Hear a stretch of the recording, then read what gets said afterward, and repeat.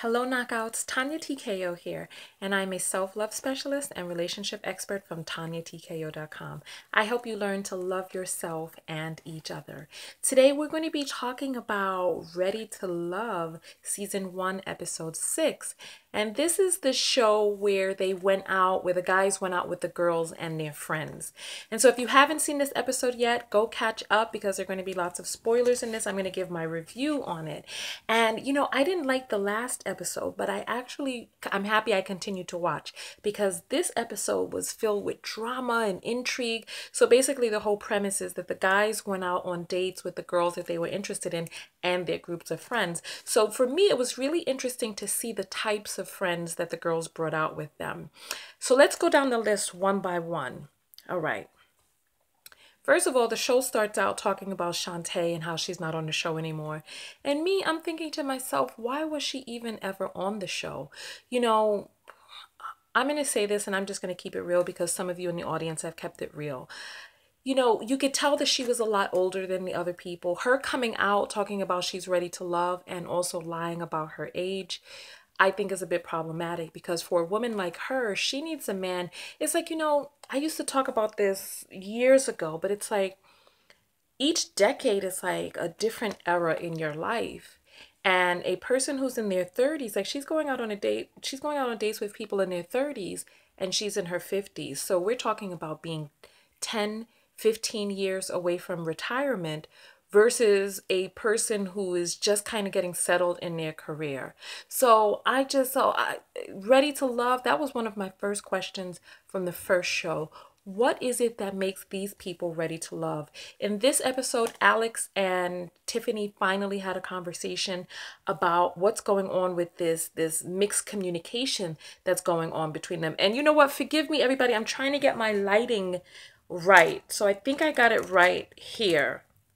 So let me know what you think about that because every time I fix my lighting, once I upload it, it looks blanched out. So I don't know what's going on in the processing process, but nonetheless, we're going to work this out. Anyway, so Tiffany, what is it that makes Tiffany ready to love? The episode ended with her having this conversation with Alex. When she was out with her friends, it's like she said that she brought older friends with her on the date because they have a little bit more wisdom and she knew that they would be straight shooters. One of her friends is telling her, listen, if the man is not calling you each night, he's not there yet. And it's like, to me, I kind of feel like Tiffany is trying to force a situation that hasn't evolved there naturally. Now, will there come a time? You know what? It's kind of like epoxy. For those of you, so listen, you guys know I like to do arts and crafts. My RV in California, it's really beautifully decorated, etc. And I want to do an epoxy table. Epoxy needs time to cure. So epoxy is like this resin. It's really clear and glassy. It's so shiny. It's beautiful. But it needs time to cure. So it's like when the epoxy is not set yet, the things are still loose and jiggly. Things are not set. They can move around in there and everything can be ruined if you attempt to touch, manipulate, play with, contort, or do this thing before the resin is set. So it needs time to cure. That's like a relationship. It's like we're not saying that he won't be there at some time in the future. However, at this point, he's not there.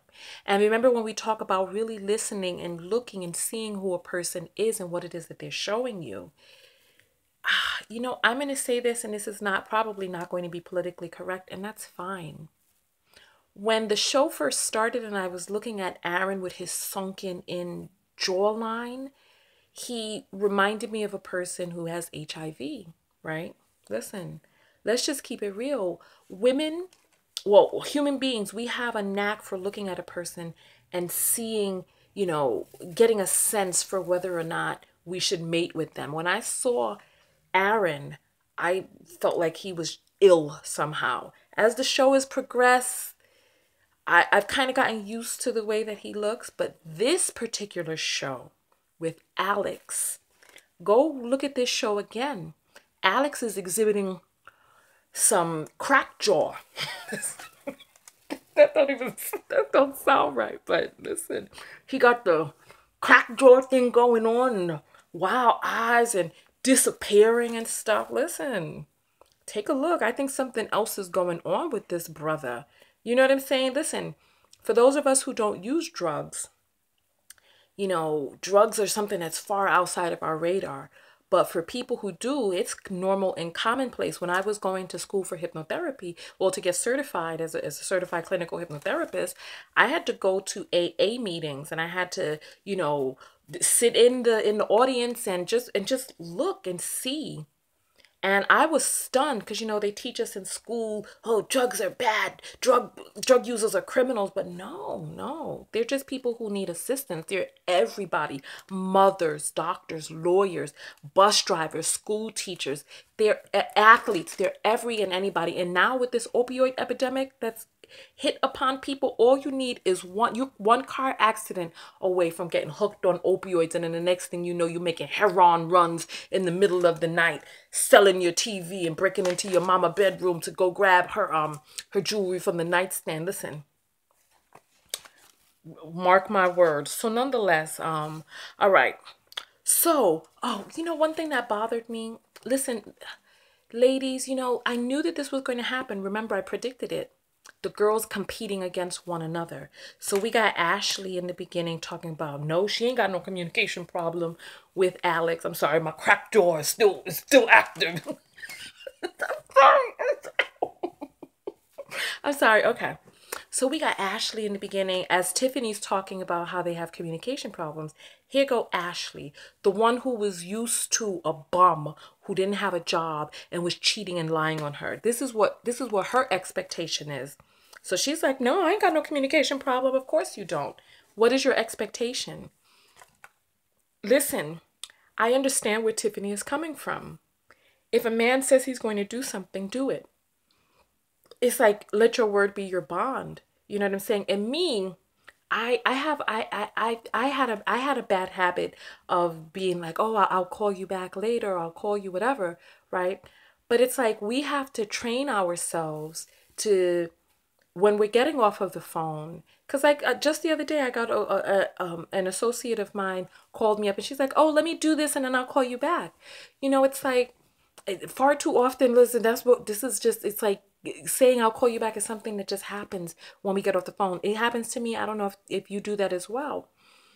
But one of the things is Tiffany has to pay attention to what is. Her friend was telling her, look, you know, he's not there yet. So like I was talking about the epoxy curing. Look, let's move forward. Let's move forward. So Alex ran out from the date with them. I mean, you could tell that it just wasn't really meshing. It wasn't gelling. And she wasn't listening to the elders. One thing that I notice about men is that if a man values somebody's opinion, he'll take it in, and he may be quiet, he may be whatever, but he'll take it in, and then he'll just go quietly make the adjustments. Like you see even on this show, it's like that's the logical thing to do. But for some reason with us women, we'll respect the person's opinion. I get that here on my channel. People will respect my opinion, but then all of a sudden think that I've gone crazy when I'm talking about other stuff. They're like, you don't know what you're talking about now. Unsubscribe. And I'm like, okay, whatever, right? Speaking of things that women do, you know, ladies, please, when a man gives an apology, let the apology sink in. Give him a chance to really, truly, fully apologize. And accept it if you choose to, but don't be too quick to accept an apology. Let the man, if he's messed up, listen, men learn from pain. Unfortunately, look, they learn from pain. So allow the pain to linger for a little while so that to discourage that behavior. Aaron was 2 hours late to this date. The moment that he says he apologizes, she's like, oh, I accept your apology. And you see, there was no real chemistry. He didn't really care about her. And it's like, this is why we have to look, listen, pay attention to what's going on. So, I mean, how do you schedule a showing of a house when you have a date that's supposed to be important to you? So listen, Stormy brought some fun friends on the date to have fun. And it's like, you know, far too many of these women were using their friends to ask questions that they didn't have the courage to ask themselves. And I'm like, you know, bringing some fun friends on a date to just be fun and all that other stuff is a tactic as well. You know, however, I think it's important to have balance. You know what I mean? Have some balance. See how a person is under pressure. You definitely want to be hospitable, but I don't, I don't want to say I don't trust people who are overtly concerned with putting forward this fantastic face. There's something, you know, I don't know, but you know, maybe, I don't know. Cause I mean, you could even see, she's like, and talking about it, like, even she was like, look, there's some people that just really mesh well. They're very charismatic. She has a job in entertainment, and she was talking about how she wouldn't mind being with a pastor. Remember? I mean, she's a traveling DJ, and she's talking about she would be a first lady spinning secular music. Look, I ain't gonna say nothing. Ashlee talking about kissing is nasty. Shay is physically repulsed by children. She was talking about she's going to throw up just talking about just the trials of motherhood with the sticky hands. But then she went into it later on where she talked about her postpartum depression and how she was in a really dark place. So it's like, here she's come onto this show ready to love without having gotten her therapy first to really work on those things. It's like you coming into a situation talking about you ready to love, dating men who are in their 30s who don't have children yet, and you know how you feel about it without getting the help that you need first to kind of take care of those things that are going on inside. So I'm like, really, which one of these people on the show is really truly ready to love? It's like there are no men on the show who are in their 50s who are settled. Like a man who is in his 50s who is still talking about, I'm going to call you back in 20 minutes and don't call, and like, oh, you control, you micromanaging this, that, and the other. And then also they know the name of the game. It's like you're going out with other people. Why is she acting so pressed and distressed? She's 41 years old. She's beautiful. She's acting pressed and distressed over Mr. Crackjaw. And I'm not getting it. Some of you are talking about how there are no handsome men on this show. Look, I don't want to diss anybody, but I'm not a beard person. And every time I see Mike, I see like, I was about to sing a song, but I see Brutus. I just see this big beard and I'm just like, and he's so country acting and Ashlee's so country, and I just, you know what it's like, I don't think there's anything wrong with being country, but I think that there has to be some sort of balance. I don't want to say you got a code switch, but if this is the best that you can do, I'm like, I don't know. Listen, you know, one thing that really bothered me in this episode, and I don't know if you picked up on this too. They're in Atlanta, the Black Mecca of the U.S. Black Mecca. And they couldn't find an African American or Black nail salon. I was so disgusted when they did that scene and they had those Asian people there doing their nails, and I'm like, even for the shooting of the show, they couldn't put an African American salon on top on you know what I'm saying? I was just like, okay, and this is own. All right, let's go forward. Let's go forward. Oh, when we talked about the women competing with one another. Rita found out what, now, you know, Rita was the bottom of everybody's pick because she's still on this whole rebound thing. But you see, she's smart because now she done picked up on what Tiffany was doing wrong, and she started mentioning on the date how she's not that, she got her own life. You don't gotta call me every day, this, that, and the other. And then go Crackjaw. You right, let's toast. Toast to that. You know something? I'm embarrassed for myself. So listen, and Mike, he just seems so immature. I'm exhausted. Like when he starts speaking, I feel exhausted. It's always some sort of clowning, some joke. And then he called her friends negative. I can see why friends don't like him. Because look at the way he behaves. He doesn't really have much substance to him. And I'm like, where are the grown and sexy men? Not even one man in his 50s. All these zaddy grand zaddies they got out there with the salt and pepper beards, you know, ready, really, really ready to love. Because these people on this show, we got this man pressuring this woman who done already said, just look at her body language when she talks about not wanting children. But anyways, but I liked this episode. I want to hear what you all thought about this episode. I don't know.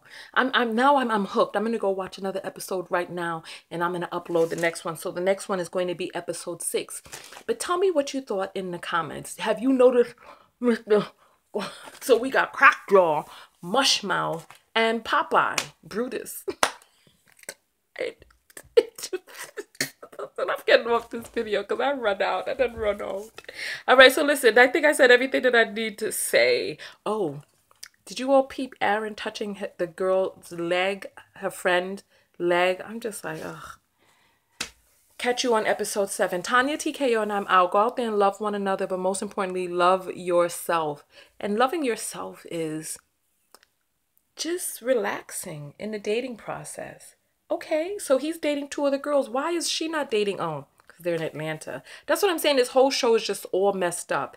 The guys are being called the 3 kings, and they're being treated like royalty. They got the cigar bar and the now I was gonna say Chardonnay, but it's Hennessy or Courvoisier, and they got their little snifters and they living it up. But there's nobody really there for the young ladies. This show is just a hot, steaming mess. So I'll see you guys in episode 7. Peace.